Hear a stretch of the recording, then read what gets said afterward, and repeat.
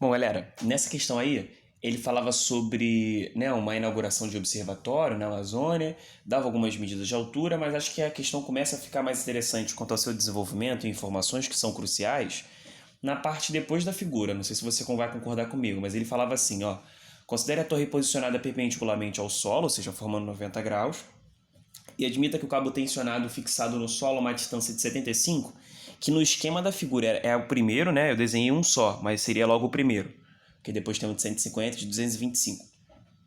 Na base da torre, a uma distância de 75 metros da base da torre, esteja preso a torre em um determinado ponto, cuja altura em relação ao solo seja igual a 100 metros.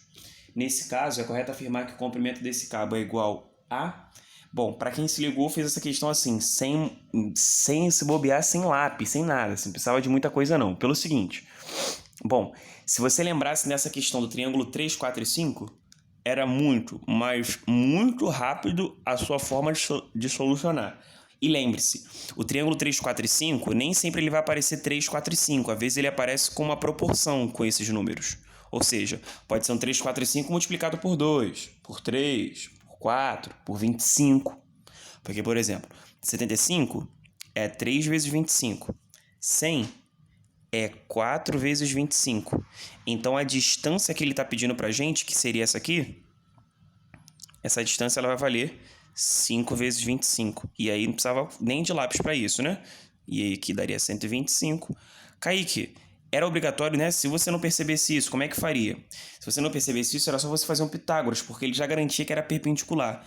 Então era só você fazer um Pitágoras, eu vou te dar essa moral de começar esse Pitágoras, eu nem vou fazer. Porque assim, a distância que ele pede seria a hipotenusa ao quadrado, né? É igual a soma dos quadrados dos catetos. Aí seria 75 ao quadrado mais 100 ao quadrado. Aí você vê que não tem realmente menor necessidade de você fazer essa conta. É só você se ligar direitinho, e não é uma parada difícil, que sempre tem os triângulos pitagóricos aí. Beleza? Dicas. Cara, proporcionalidade. Viu o triângulo retângulo? Tenta ver a proporcionalidade entre as medidas, porque elas podem dizer alguma coisa. Tudo bem? 100 e 75, tem o 25, né? Como menor múltiplo comum entre eles. MMC. Beleza? Tudo bem? Então, muita atenção nessas coisas aí. Desculpa, o MDC. O MDC deles, o maior divisor comum é o 25. Tudo bem? O menor múltiplo comum é o 300, já que eu falei de MMC, né? Me corrigindo. O MMC entre 100 e 75 é 300. O maior múltiplo comum, máximo múltiplo comum entre eles dois, 300. E o maior divisor comum é o MDC. Só uma última correção. Eu falei agora máximo múltiplo comum. Desculpa. O mínimo múltiplo comum, o MMC, entre 100 e 75, eu vou até anotar, cara. Não tem nada a ver, tanto assim a ver, melhor dizendo, com a questão, mas já que eu tô cometendo tantas gafes, tô falando uma coisa, escrevo outra, né? Bom, MMC e 175, menor múltiplo comum é o 25. É o menor número que multiplica, né, que tem nas duas multiplicações que geram 75 e 100.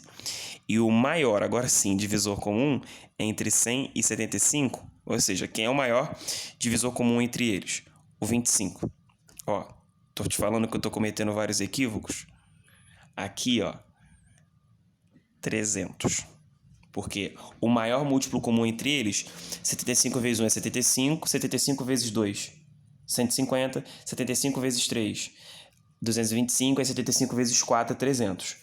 E pro 100, 100 vezes 3 é 300, né? A gente sabe disso de cabeça. Então, o menor múltiplo em comum, múltiplo é a tabuada, entre 175 e 300.